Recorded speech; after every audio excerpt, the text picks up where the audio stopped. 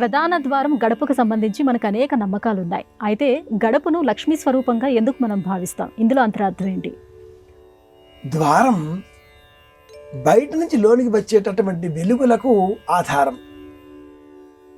అలాగే ఇంట్లో ఉన్నవారు బయటికి వెళ్ళాలి అన్నా కూడా ప్రధాన ద్వారమే ఆధారం.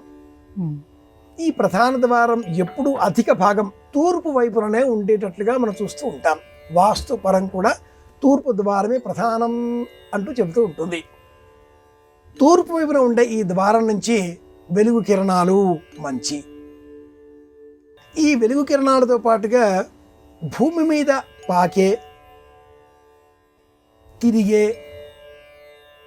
జంతుజాలములు, క్రిమికీటకాదులు, పురుగు, బుట్ర ఇంటిలోనికి రాకుండా ఒక రక్ష గడప హద్దు ఏర్పాటు చేయబడి ఉంటుంది.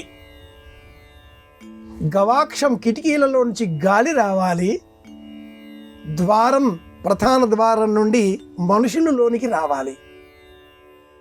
ఇలా లోనికి వచ్చే మనుషులు సానుకూలంగా ప్రవర్తించాలి. పాజిటివ్ యాటిట్యూడ్ అంటాం మనం ఆంగ్లంలో.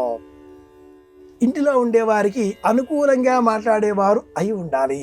మంచి కోరేవారు అయి ఉండాలి. మన మంచి కోరేవారు మాత్రమే మన ఇంట్లోకి వస్తారు. లేదా ఎవరు వచ్చినా మన మంచి కోరేవారు అయిపోవాలి. అలా వాళ్ళు ఎలా వస్తున్నారు లోనికి? ప్రధాన ద్వారం నుండి.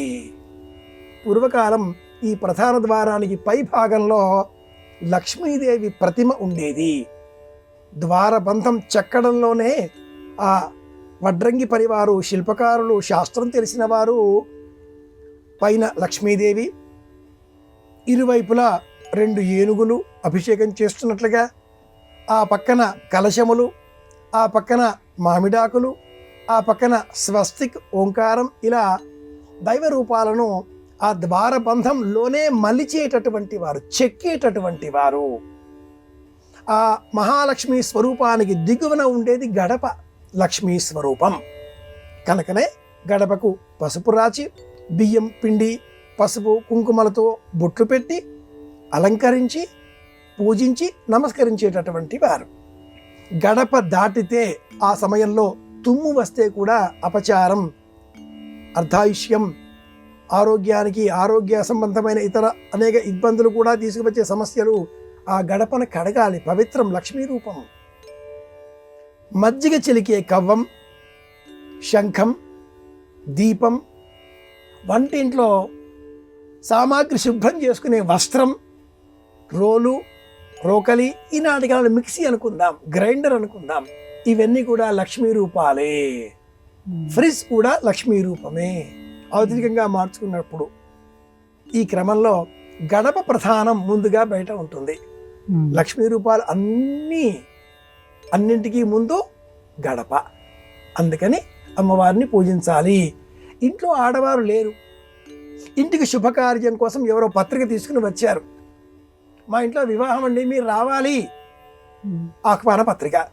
ఇంట్లో ఇల్లాలు లేదు, కార్యాలయమో ఇంట్లో లేకపోవడమో ఏదో, బొట్టు ఎవరికి పెట్టాలి? గడపకు పెట్టాలి. ఇల్లాలు ఉంటే గడపకు పెట్టాలి.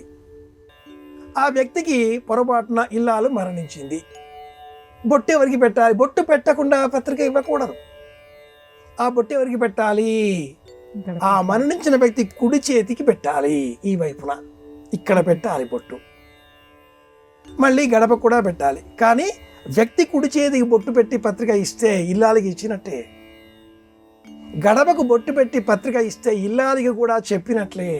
ఇంత రహస్యం ఈ గడపను రక్షించడంలో ఉంది. ఇది విషయం.